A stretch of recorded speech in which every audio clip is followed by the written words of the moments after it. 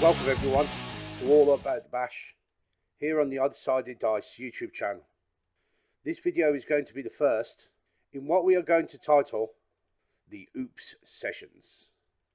Now, one of the things I wanted to look at during these videos is trying to let you have the opportunity to revisit old armies that you used to play.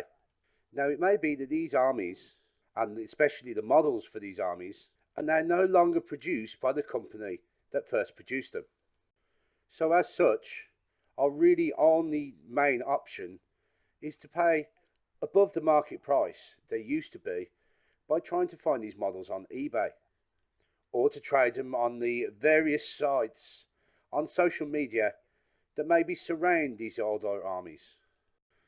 Now, I do have a number of these in mind, but I'm always willing to listen to any ideas that you guys watching have. And if you have any ideas about various models you'd like to see me have a go at kit bashing together, then please leave a comment in the comment section below the video. The first one I'm going to do in this video has been inspired by another YouTube creator. So while sitting at my hobby desk thinking about this Oops series, or to give it its proper title, the Out of Production series, we have to pay big thanks to Luke at Geek Gaming. Now, just recently, Luke, in the production of his videos, has been looking at a project that he's had on the back burner for a number of years. That being getting his Praetorian 40k guards on the table.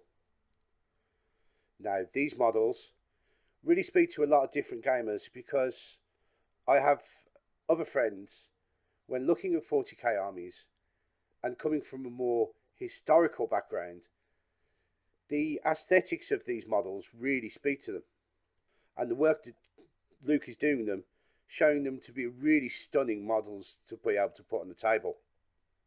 Now, like I said, we can get these models through eBay. So one of the things I'm going to set as a benchmark for these sessions is to be able to do it cheaper than the out of production models will actually cost you. So we can see here, just having a random search for the Praetorian Guard, models and single models are around about the £8 mark, not including obviously shipping from wherever they come from. Now, there are third-party sellers that sell heads that we can just do head swaps onto standard guard models. But what I want to do this is to step it into a more elite unit within the armour. So having a look at probably more ceremonial uniforms, the one I've decided to go to as my inspiration is the Horse Guards, or the Blues and Royals, part of the Buckingham Palace Guards that we often see on television. So for the build itself, it's going to rely on mixing a couple of kits. Standard Astra Militarium legs, combined with that breastplate and more armoured arms from the Scions kit. Now, all these were actual parts I had in my bits box from previous projects. And as you can see, one of the arms must have been cut up for the weapon it was holding previously. This obviously now gives me room to be able to do a weapon swap for something a bit more fancy. And seeing as I'm already making use of the Deluxe Brews, I decided to pull one of their weapons off, as I really think it gives more of a cavalry pistol feel to the model. So now it's time to get building, putting the legs and the main torso together. Now, because these two parts basically come from the same army, overall their dimensions are very similar.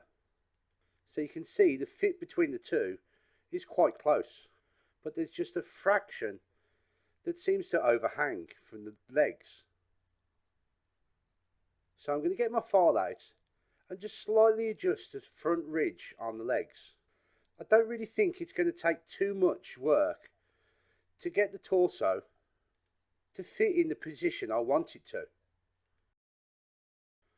And in fact, just a couple of rubs over the file and testing the pieces again, you can see how well now they fit together, and that ridge at the back of the body has completely gone. So making sure there's no dust and little flakes left on the legs, I break out the plastic glue and stick these two bits together, allowing a quite liberal amount of glue to make sure the connection, when cured, is as strong as possible. And again, one of the joys of using plastic glue, allows you to sort of like finesse how the two parts sit together before the glue starts to cure.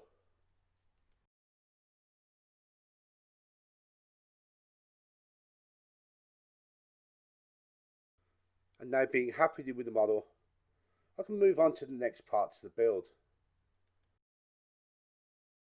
Now, although I did say that the aesthetic of this model is based on more ceremonial armour and uniforms, it is still going to be a fighting man.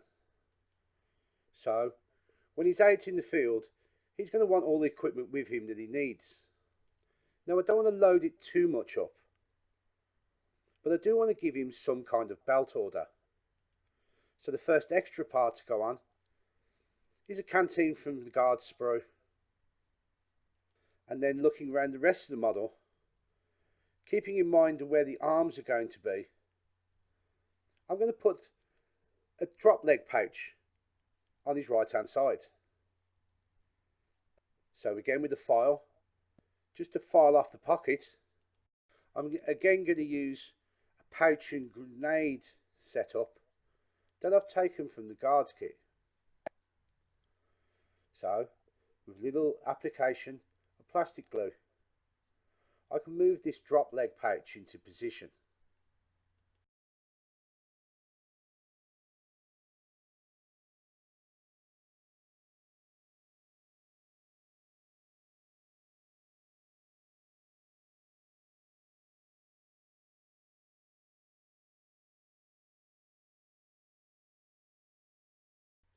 And so now, the webbing and gear that this fighting man will be taking into battle with him is all included on the model. The last little thing I'm going to do at this step is actually to attach him to a base. So with this, again, because two dissimilar plastics, I'm going to move away from my plastic glue and go to super glue. What this actually allows you to do is check the balance of your model.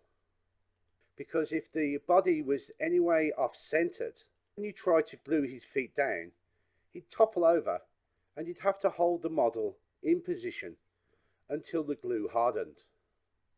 But as we can see, we don't have those problems. So I'm happy now with the overall look of the legs and torso. So now we're going to move on to the arms, and especially now this weapon swap.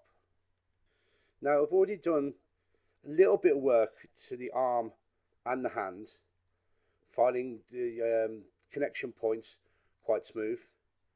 So it's just a case of using a bit of glue now to attach the two together.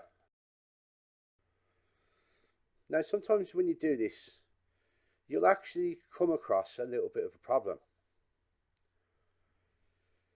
The hand and the arm fit nicely together, but when you look at them in unison, the actual hand looks a bit off towards the arm.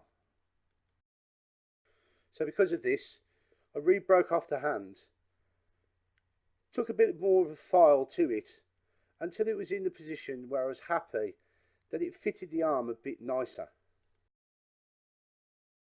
This is again an example of maybe sometimes you should test fit more often than you try and glue parts together. But now, being happy with that test fit, reintroducing the glue together, you can see that overall the hand to the arm is in a more fluid position.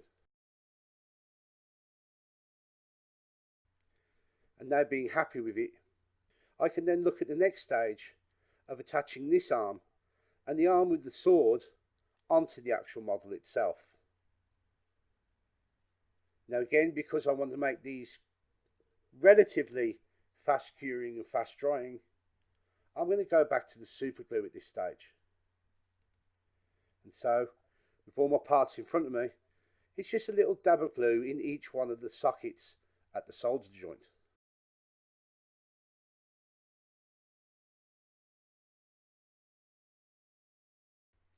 And it's at this stage, like with so many builds, that the model starts to take on the life and the vision you have for that model.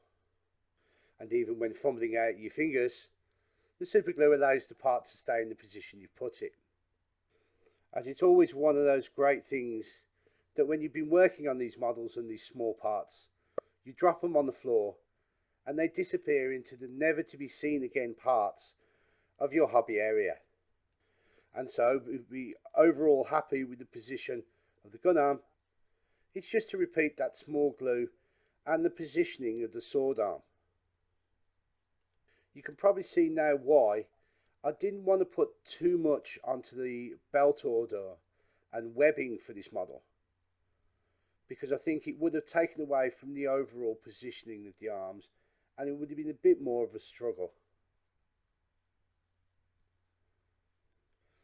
But now, 80% of the model is together, and it's just going to be the crowning glory now of the attaching of the head to this model. Now it's at this point I'm going to move away from Games Workshop parts. A sprue that I've had in my kit box is from Warlord Games, another company from Nottingham, and these are Crimean Russians from their pike and shot range. So basically Napoleonic models. You can see that the heads on these models have the look of that elongated pith helmet like the Praetorian Guards do, and like the Lifeguards and the Blues and Royals do. And I think these are going to be a really good addition and really evaluate and accentuate what we are trying to go for when looking at these models being more of an elite unit within the army. Now, one of the joyous things about this is the heads themselves are at such a scale where they're just going to fit completely flush into the head socket in the GW model.